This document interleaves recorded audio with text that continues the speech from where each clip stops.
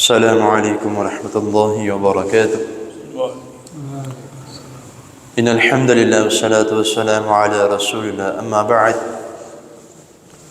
أحسن الكلام كلام الله وأحسن الهدي هدي محمد صلى الله عليه وسلم. حضرت محترم، جنازے کے احکام و مسائل میں سے قبر کے احکام و مسائل آپ کے سامنے اختصار کے ساتھ بیان کی جا رہی ہیں۔ قبر کے اوپر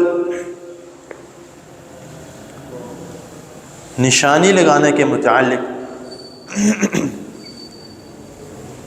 کہ جس طرح آج کل کے معاشرے میں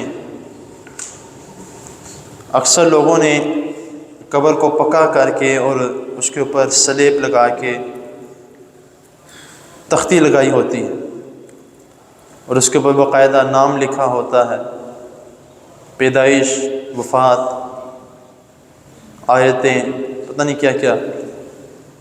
تو یہ عمل تو سراسر قرآن و حدیث کے خلاف ہے اور گناہ ہے، کیونکہ اس کی سب سے پہلے تو ممانعت بھی ہے کہ نبی کریم صلی اللہ علیہ وسلم نے سختی سے منع کیا ہے کہ قبر کو پختہ نہیں کرنا، قبر کے اوپر کچھ لکھنا نہیں ہے اور نہ کچھ لکھ کے لگانا ہے۔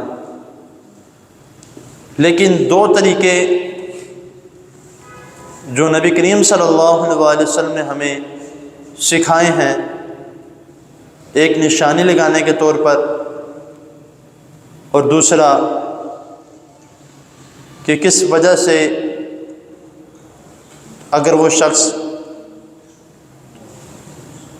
کسی گناہ میں مبتلا تھا،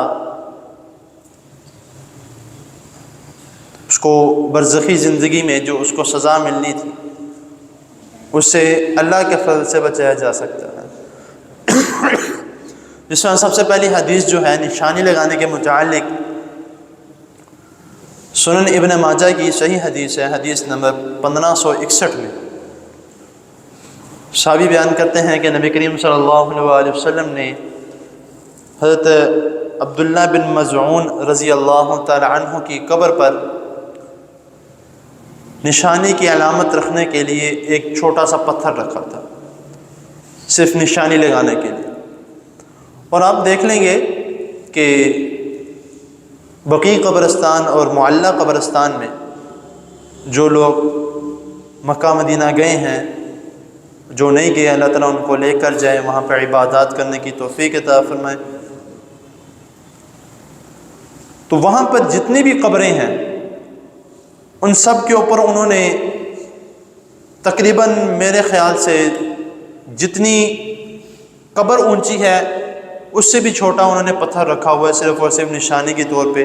اور وہ نشانیاں بھی انہوں نے لگائی ہوئی ہیں جو اس ملک میں موجود ہیں، جو آتے جاتے رہتے ہیں، انہوں نے وہ نشانیاں لگائی ہیں۔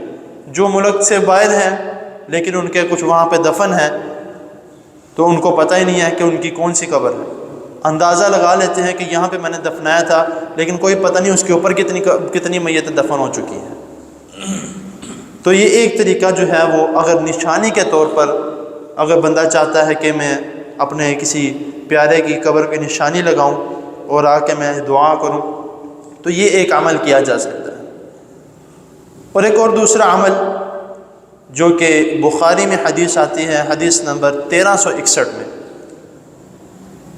کہ ایک مرتبہ صحابہ کرام کے ساتھ نبی کریم صلی اللہ علیہ وسلم جا رہے تھے تو رستے میں دو قبریں آئیں جن کو عذاب ہو رہا تھا۔ اب لوگ جو ہیں وہ کہتے ہیں کہ یہ دیکھیں رسول اللہ صلی اللہ علیہ وسلم غیب بھی جانتے ہیں، قبروں کے حالات بھی پتہ ہیں۔ نبی کریم صلی اللہ علیہ وسلم غیب نہیں جانتے تھے، کیوں؟ کیونکہ ہمیں اس حدیث سے علم ہوتا ہے کہ نبی کریم صلی اللہ علیہ وسلم نے یہ فرمایا کہ میں اللہ کا رسول ہوں لیکن مجھے یہ نہیں پتہ کہ میرے ساتھ کیا معاملہ ہونا ہے یا آگے ہونے والا ہے۔ وہ عمل جو تھا وہ نبی کریم صلی اللہ علیہ وسلم کو وحی کے ذریعے بتایا گیا کہ ان دو قبر والوں کو عذاب دیا جا رہا ہے، اور وجہ بھی بتائی کہ کس وجہ سے عذاب دیا جا رہا ہے، کہ ایک وہ تھا جو پیشاب کی چھینٹوں سے نہیں بچتا تھا اور دوسرا وہ تھا جو چغل خور تھا۔ اور نبی کریم صلی اللہ علیہ وسلم نے فرمایا کہ یہ دو ایسے گناہ ہیں جو ہم بالکل معمولی سمجھتے ہیں اور یہ معمولی گناہ ہیں، لیکن اس کی وجہ سے بھی ان کو عذاب دیا جا رہا ہے۔ تو نبی کریم صلی اللہ علیہ وسلم نے حدیث میں آتا ہے کہ وہاں سے ایک ٹہنی اتاری اور اتار کے ان دونوں قبروں پہ لگا دی، اور ساتھ یہ کہا کہ انشاءاللہ تعالیٰ اگر اللہ تعالیٰ نے چاہا، یہ نہیں کہا کہ میں یہ ٹہنی لگا رہا ہوں تو اب ان کو عذاب نہیں ہوگا۔ نبی کریم صلی اللہ علیہ وسلم نے فرمایا کہ اللہ تعالیٰ نے چاہا تو جب تک یہ ٹہنی سرسبز رہے گی تو ان کے اوپر عذاب کم ہو جائے گا۔ تو یہ دو طریقہ کار آتے ہیں جو کہ سنت کے مطابق ہے، یہ آپ عمل کر سکتے ہیں۔ اگر اس کے علاوہ کوئی اور عمل کیا جائے وہ قرآن و حدیث کے خلاف ہوگا۔ تو یہ چند باتیں جو ہیں، اور اکثر لوگ جو ہیں وہ قبر کے اوپر بیٹھ جاتے ہیں، اس کے متعلق بھی نبی کریم صلی اللہ علیہ وسلم نے سختی سے منع فرمایا ہے کہ تمہارے لیے یہ بہتر ہے کہ تم آگ کے انگاروں کے اوپر بیٹھ جاؤ کسی قبر کے اوپر بیٹھنے سے۔ تو اس عمل سے بھی ہمیں بچنا چاہیے کہ لوگ جاتے ہیں، تدفین ہو رہی ہے تو وہ کسی نہ کسی قبر کے اوپر بیٹھ جاتے ہیں۔ اب تو میرے حساب سے ان کے لیے زیادہ آسانی ہو گئی کیونکہ پکی قبریں بن گئی ہیں، مٹی کے اوپر بیٹھنا کوئی زیادہ پسند نہیں کرتا، ٹائلیں کے اوپر بیٹھ جاتا ہے، لیکن وہ صحیح نہیں ہے، قبروں کے اوپر بیٹھنا نہیں چاہیے۔ ہاں اگر کوئی بزرگ ہے، ضعیف العمر ہے، نہیں جایا جاتا تو نہ جائے، زبردستی نہیں ہے، لیکن جا کے یہ عمل کرنا وہ زیادہ گناہ والا ہے۔ تو یہ ان تمام چیزوں سے ہمیں بچنا چاہیے۔ اللہ تعالیٰ کے حضور دعا ہے اللہ تعالیٰ ہمیں جو سنا اس کو سمجھنے کی اور اس پر عمل کرنے کی توفیق عطا فرمائے۔ انشاءاللہ تعالیٰ میرے حساب سے کوئی 3 سے 4 درس باقی رہ گئے ہیں، پھر انشاءاللہ یہ باب کو مکمل کریں گے۔